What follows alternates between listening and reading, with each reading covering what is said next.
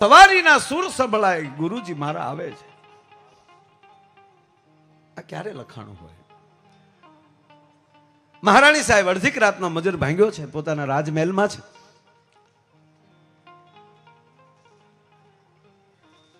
અને એવે ટાણે એકલા એકલા અંદર બહકા ભરતા હોય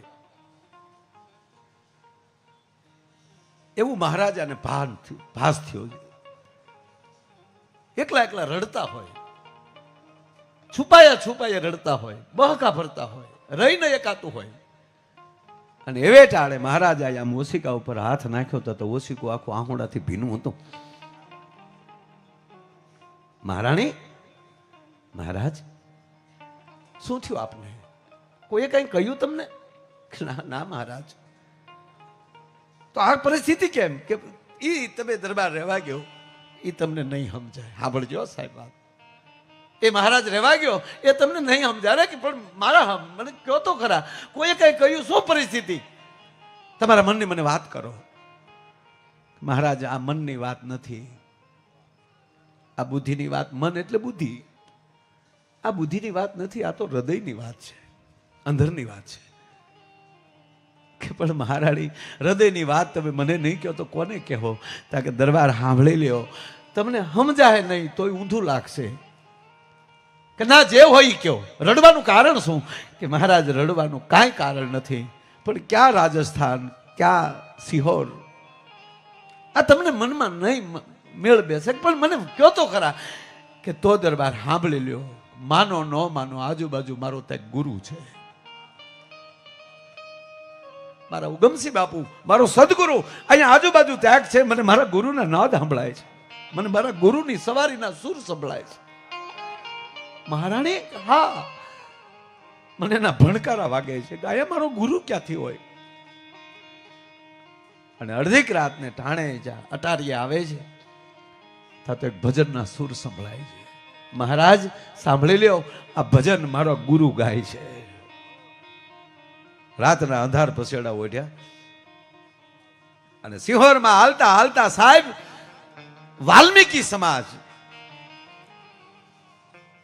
એની વચ્ચે મારા રામદેવ પીરની જ્યોતનો પાઠ, અને પાઠ કરવા માટે ઉગમસિંહ બાપુ પધારેલા.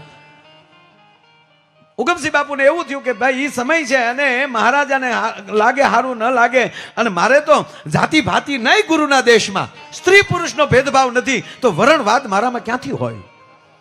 અને વરણવાદ ભાંગવા માટે પહેલો વેલો નેજો કોઈએ નાખ્યો હોય ને તો આ હિંદવા પીરે નેજો નાખ્યો છે. તલામાણા કોણ? ડાલીબાઈ, કોણ? હરજી ભાઠી. એક પંગતે વરણ 18.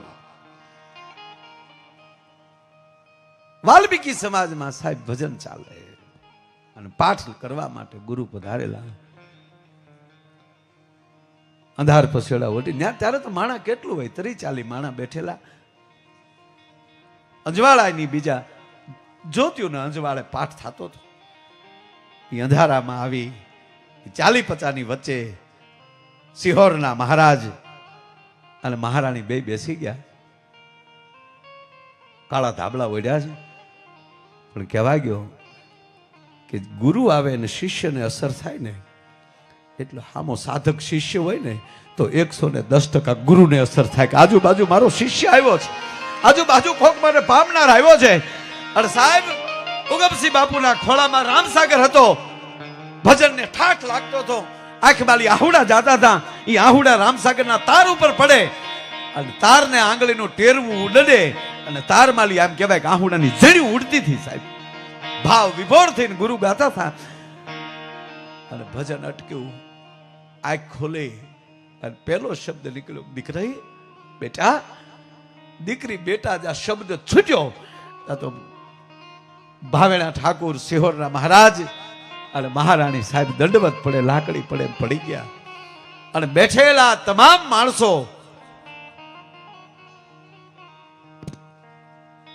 આશ્ચર્ય થયું કે આપણો રાજા આપણી વચ્ચે. બાપુ અમને માફ કરજો, તમારા તો ના ના, અત્યારે હું રાજાથી નથી આવ્યો, અત્યારે હું ઉગમસિંહ બાપુનો શિષ્ય થઈને આવ્યો છું. આજે આપણે ભાઈઓ કહેવાય, આપણે બધા એક હરખા ગુરુ ભાઈઓ છીએ.